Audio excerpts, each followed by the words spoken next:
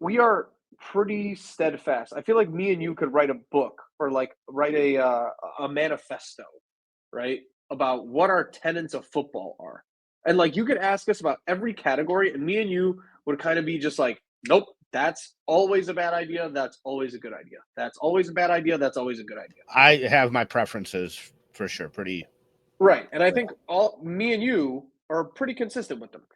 And what do we always say about quarterbacks in a draft in terms of like where one gets drafted versus where they end up being like the best out of their class?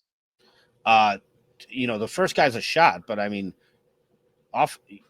Oftentimes, you still like Patrick Mahomes was what, the fourth best taken Third, quarterback. Yeah, third. third. So you can still get him. Typically, you need to get him in the first round, though. You know what I mean? But even the pick one quarterback is still like a 50-50 shot. So that was kind of my observation. I still think Caleb's really, really good. I think a little bit of his, I think even I'm starting to get a little bit more realistic with him. Caleb, more than ever, more than any quarterback I've seen since like Mitch or Kyle Orton, when I watch him in his drop back, before he even throws the ball, I can tell when he sees something he likes versus when he's going to make a mistake or just throw the ball away. Like I could tell you at the top of his drop back when he's about to scramble or panic or deliver a dot. And that might be more of a future problem. That might be a scheme problem. That might be a play calling problem. Like I can just see it there going forward.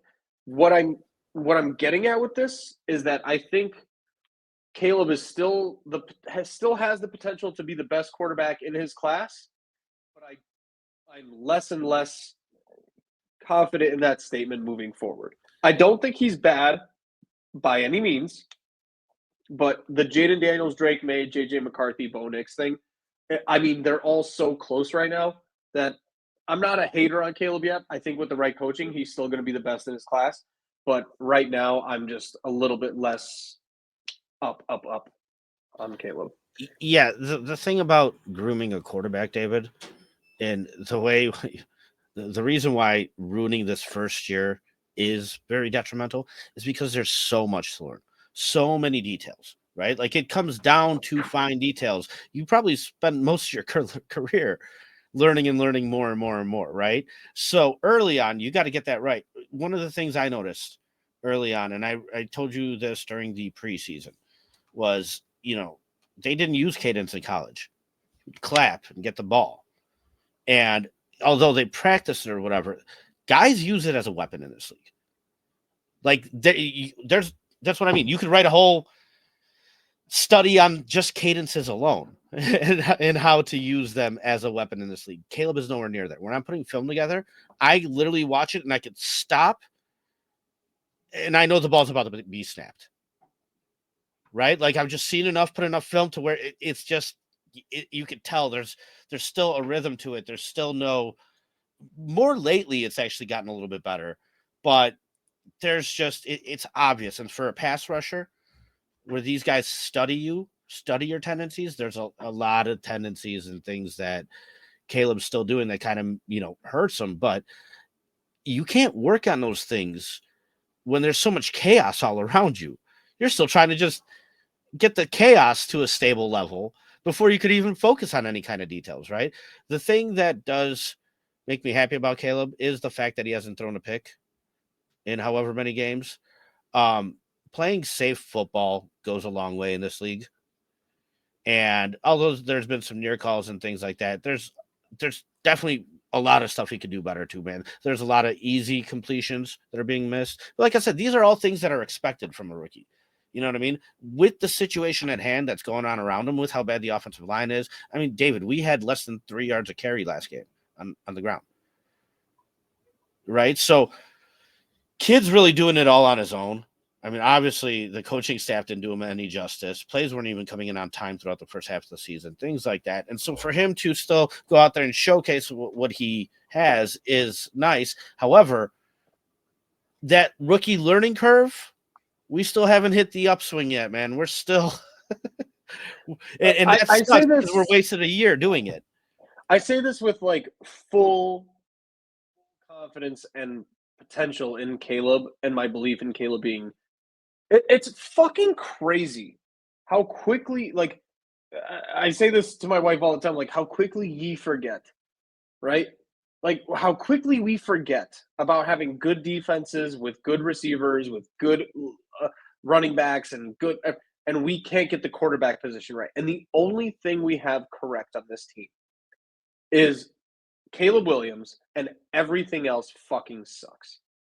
And so I say this with the caveat of I have a few things in my head that I want Caleb to work on, like moving forward. I say this like totally as aware of my stupidity. I know that I'm not going to sit here and tell Caleb like what to do and everything, but I can see it, and I think you can too.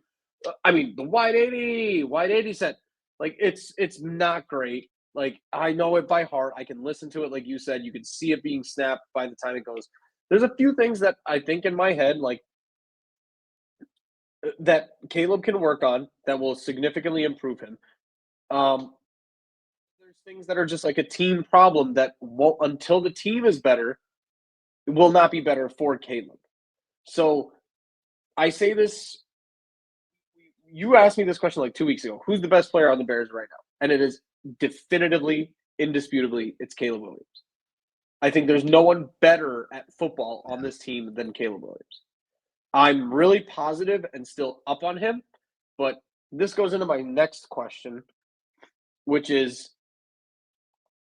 what from like a top-down perspective, okay? I'm not even saying GM. Say you're the GM. Say you're Kevin Warren, you're Ryan Poles, whoever's going to end up having that job. What can you possibly gain from the next 2 games? Because if you're in next year mode and you're not just phoning in the next 2 games, what can you possibly gain from the next 2 games against Seattle and Green Bay? I know it's not much. First of all, you have to talk expectations. So, like, I expect to lose both those games. You might make Virginia happy if you beat Green Bay, which is lame. Exactly. Which is like, it's not even a real thing, right? So who cares? But really, like, what do you have to gain from that? Sorry. It's a joke. It's a joke. Honestly, to rephrase that question, and I mentioned this at the beginning, like 10 minutes ago.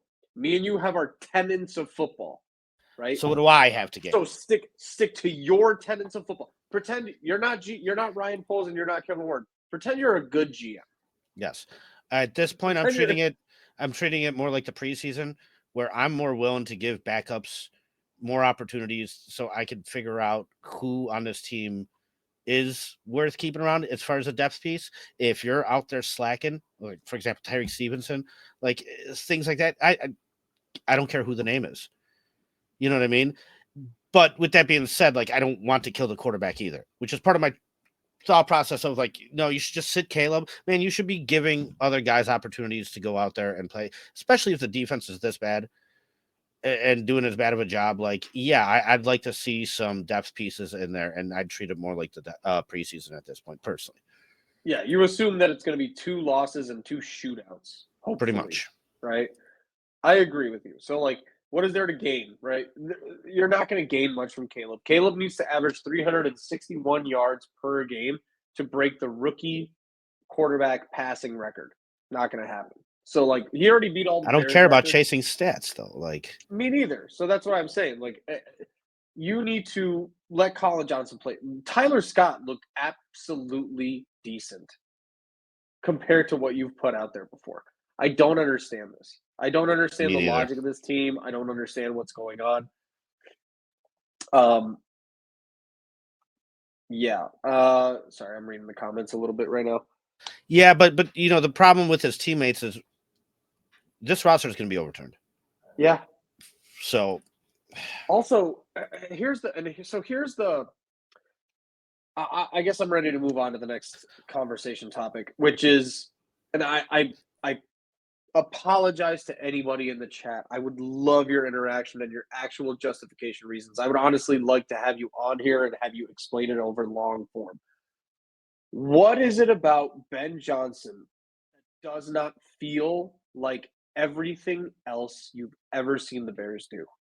because we talked about this at the beginning of the year and when Matt Eberflus got hired and how much I hate this repetitious cycle of, well, we had a defensive head coach and now we're looking for an offensive innovator. And now we had this offensive innovator and he made me look really stupid. So now we're going to go with consistency and we're going to get a defensive head coach. Guys, if you want to break the cycle, you want things to be done differently. There is one candidate available this offseason, and he was available last year, and his name is Jim Harbaugh, and you chose to ignore it. And there is one person available that will make you do things differently as a franchise. And watching these Bears teams and watching the just lack of effort and watching the just pathetic attempts of like playing football, there is nothing about Ben Johnson being here that will inspire me to be confident in this team next season other than, well, let's see you prove it. If Ben Johnson proves me wrong, it will be a miracle because there has been – we're not talking about other NFL teams, guys. We're not talking about seeing things from afar and comparing it to yours.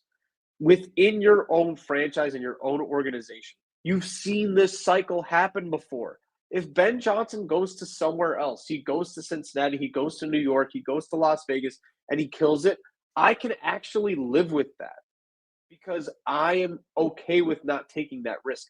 There is nothing about Ben Johnson that doesn't scream to me Mark Trestman or Matt Nagy 2.0. So, yeah, and that's part of the thing about having just a first-time head coach here in general. You don't want the Bears top to be able to dictate to the head coach. That's why Mike Vrabel is the guy, because he's done it before, and you got to have somebody that won't allow that, right? And Dave, we've talked about this ad nauseum. You know me, Mike Vrabel is definitely my favorite choice as well. I think based off the guys that are out there, he checks most of the boxes, right? If you want me to play devil's advocate, if you want me to argue the other point for something I don't necessarily believe in, I can still make good points about Ben Johnson. I don't think it's the right way to go. But I'll tell you this: you could build a football team in many different ways, right? The interesting thing about the way the lines are built is you need that type of meathead, strong attitude, locker room presence. It doesn't have to be your head coach. In 2006, we had it here with Olin Kreutz. We had it here with Brian Urlacher. The locker room was self-managed, and that's why Lovie Smith can just be Lovie Smith, right? But what Dan Campbell does for the Lions right now is allows Ben Johnson to be Ben Johnson. Allows him to be a schematics guy, you know what I mean? And offensive guru or whatever, because he doesn't have to worry about the other part of it, right? Yes. And I think that's the unknown. I think if we bring Ben Johnson in here, one, we don't have the players in this locker room that hold themselves to any kind of standard. We're seeing that right now, right? Unless Caleb just takes it over completely, but that's even putting more on the kid's shoulders, right? Like, no, this is why Jalen Carter might have actually been good for this team, but whatever. Regardless, I'm worried that Ben Johnson, he'll bring the schematics part with him, sure, but there's still a lot more that goes into a football team than just that. So, man, like I said, checkers before you play chess, right? Can you go in there and have a guy motivate you to bash your head through a wall every single week? Because that's where it starts, right? But beyond the schematics, beyond drawing up cute plays and this and that, it starts with the physicality and the physical part of football. And that's why you said you have these defenses that you don't know these players on. And that's fine. They're motivated. They're putting in a ton of effort and they're succeeding because they're put in the right positions. It doesn't have to be flashy. It does not have to be flashy on defense, man. And so offensively too, I don't know. Matt Nagy was very creative. We saw what that happened when, he wasn't a good head coach, right? So meanwhile, you had a guy like John Fox come in here who wasn't very creative, who was very experienced. And what happened? Adam Gase got a job for saving Jay Cutler one year. He left behind Vic Fangio, right? So, like, you have guys under you that wind up getting opportunities and get jobs. And what did Mike Vrabel have? Matt LaFleur, who went off and got a job with. That's what I'm Arthur saying. Smith. That's what I'm saying. This is a guy that's got it figured out at the top. Dude, if we get to those problems where we have to replace our offensive coordinator because our offense is good, we'll talk about that when we get there. I would love to be having that conversation with you guys right now. I would love to be telling you right now that, oh no, our offensive coordinator is going to get hired because we kick ass on offense. So, yeah, no, we're not there yet, man. We need stability. We need structure. We need strength. We need leadership, experience. I have a few points to like add on to that because I watched some of the Jared Goff interview after the fact with Ben Johnson, and there's nothing to me about Ben Johnson that doesn't scream just like adorable offensive play caller. And somebody who can tell me like, yeah, he's had experience offensive coordinating. Dude, there's offensive coordinators in this league have done it for 5 years straight and just don't leave the head coaching situation because they know they can't do any better. The one thing I heard this weekend, which was absolutely terrifying to me, was Eric Bieniemy being the Bears head coach, and I shit my pants with fear. If that happens, I mean, I'm just out. But Ben Johnson, Jared Goff was in his press conference, and the little stumble Ruski. Did you see that play where Jared Goff faked a fumble and then Jahmyr Gibbs fell down? And there was tape on that against the Packers. Right. Yeah. So Jared Goff came out in his press conference and actively said, Ben Johnson came up to me and said, can you actually fumble this ball and make it like a directional fumble? And that's all I needed to hear. Jared Goff goes, well, no, Ben, I can't do that. Like, let's take this back a step. How about I pretend to fumble if you really want to go there? This is a guy that's just like, he's been given the green light way too hard. Penei Sewell threw a pass against us last time. Dude, if you're thinking that, Ben Johnson, here's what you're actually asking Ben Johnson to do. Here's the thing that we're talking about.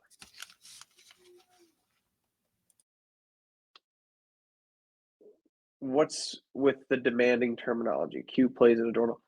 I mean, here's the thing about it, and I'll be straight up direct. Anything that Ben Johnson has done, if this was a worse team or a team where these plays failed, you would be absolutely asking for this guy's job. There is a variance in the NFL. He's in position. When things go well, they look awesome and genius. And when things go badly, they look horrible and they are a fireable offense. Dave, backup center. Things that Ben Johnson does are exactly on that 50% variance aspect, where if these don't work, they look awful and they look like it's a thing that you should call for somebody's job. Also, it's the timing of it. Backup center, fullback dive.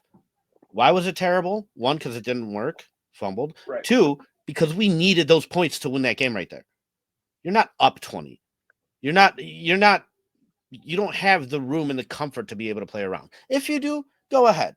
Get cute. You know what I mean? Because you have the room to take that risk. But that's a luxury in this league, to be honest with you. And he's also doing it with the best offensive line in football, the best running back duo in football, the greatest comeback story at quarterback that's happened in the last 10 years, right? Maybe minus Ryan Tannehill. Can you think of a better reclamation project at quarterback than Jared Goff, a guy who was written off in LA and came back, and now he has 33 touchdowns and like 10 interceptions? Yeah, good for him. But the guy that they traded for him wound up going and getting a Super Bowl. So, yeah, he's had more success. What I'm saying. Like, there's not really many better stories than the Lions. And then they have decent to above average wide receivers.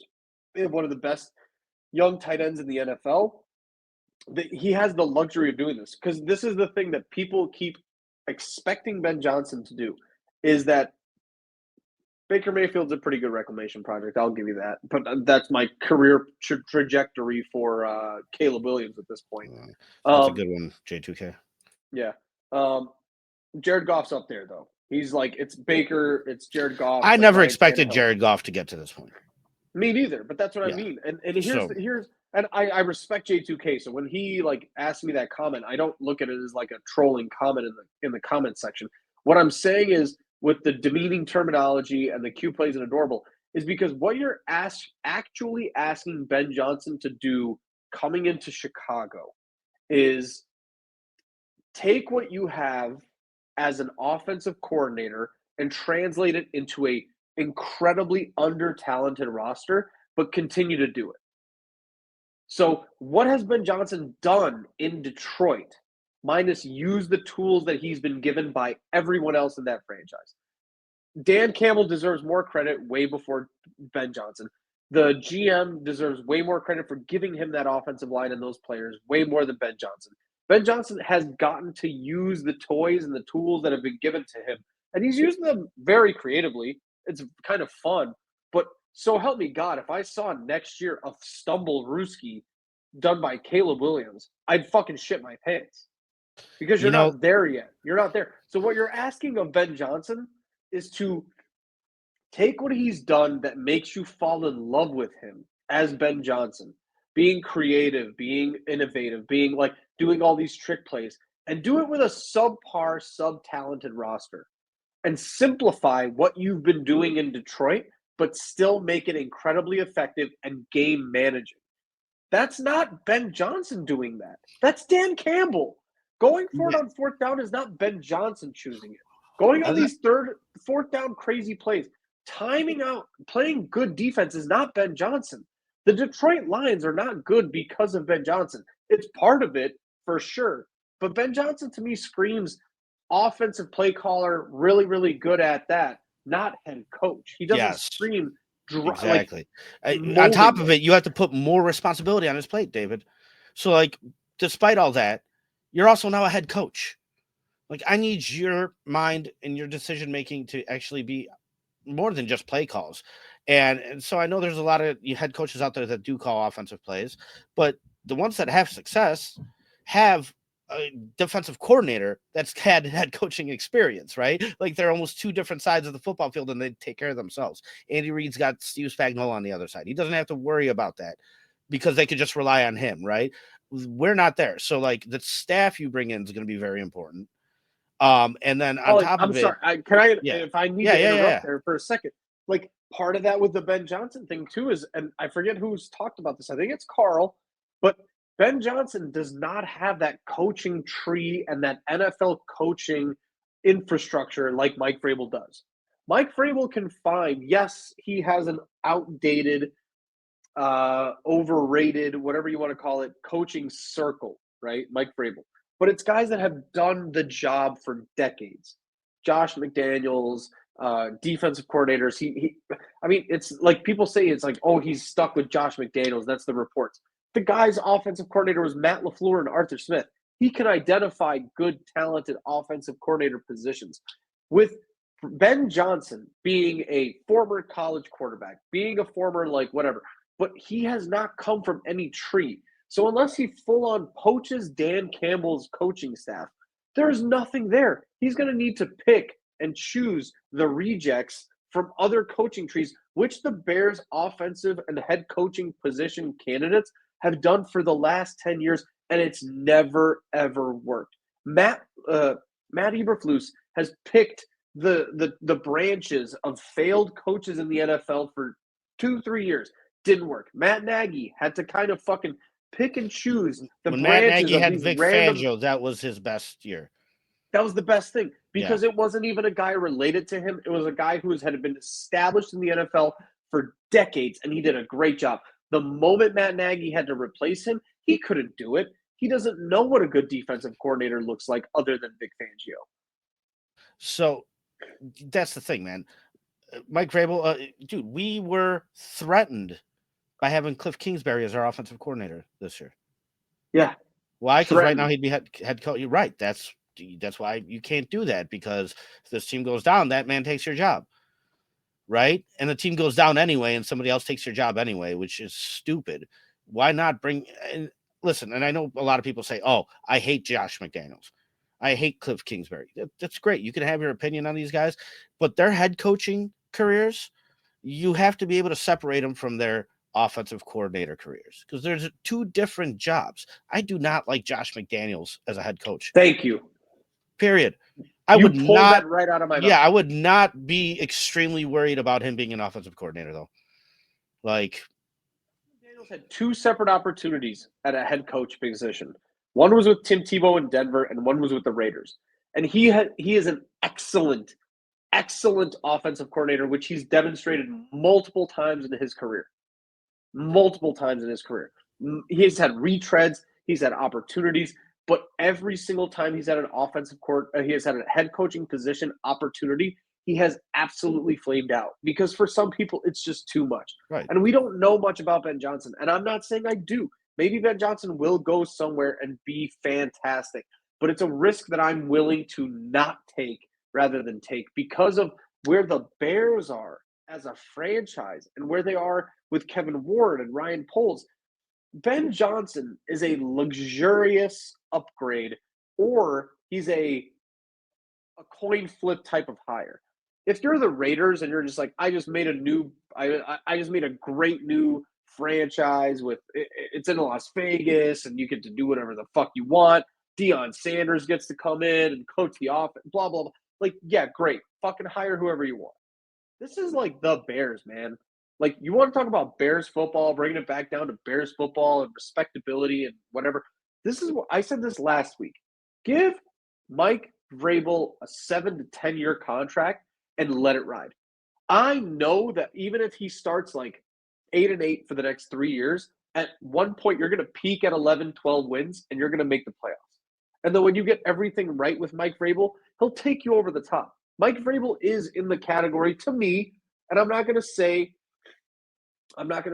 like, you know, Mike Vrabel's in the category of these guys, but Mike Vrabel's in the category of a Mike Tomlin, John Harbaugh, right? These guys that, and I went through this list with you, guys who look through the NFL teams, and I forget who it was that made a comment on our video about established NFL coaches and established quarterbacks, and kind of contradicting my point about like, well, these defensive coordinators and these defensive coaches were not necessarily the guys that made the quarterback.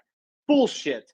Josh Allen started under Sean McDermott. Lamar Jackson started, like, they have established quarterbacks. Well, guess who established them? They're fucking head coaches. John Harbaugh had Lamar Jackson from the jump. Sean McDermott had Josh Allen pretty much from the jump. Like, these are not defensive or special teams coordinator head coaches that were like gifted an established quarterback. They helped cultivate him. There is something to be said about changing the way Caleb Williams plays the game. I don't want Ben Johnson to come in here and say 30 to 40 passes every game because I need my offense run the way it needs to be run, and I need to get all my plays out there and throw out all my talents and my innovation and all that stuff. I'm okay with Caleb Williams throwing 22 to 25 passes a game next year if you have an established running game and a dynamite fucking defense. I want wins, man. I want 8 to 10 wins every year. I don't give a shit how it happens. Cultivate Caleb Williams however the fuck you want. But if you have an opportunity to hire Mike Vrabel and his GM, you take that opportunity, and if it fails, it fails. Because at least you're taking a measured risk. With Ben Johnson, you're just being like, hey, fuck it, man. This is what the media wants me to do. This is what everybody tells me it wants me to do. I can go over this again, but most of our chat and most of the viewers have seen last week's episode. There's next to no evidence that offensive play caller plus young quarterback equals success. It just doesn't mean anything unless they come from a Mike Shanahan or Kyle Shanahan or a Sean McVay tree. It's very rare that ever works out. You just need good established NFL head coaching and good game scenarios. You know,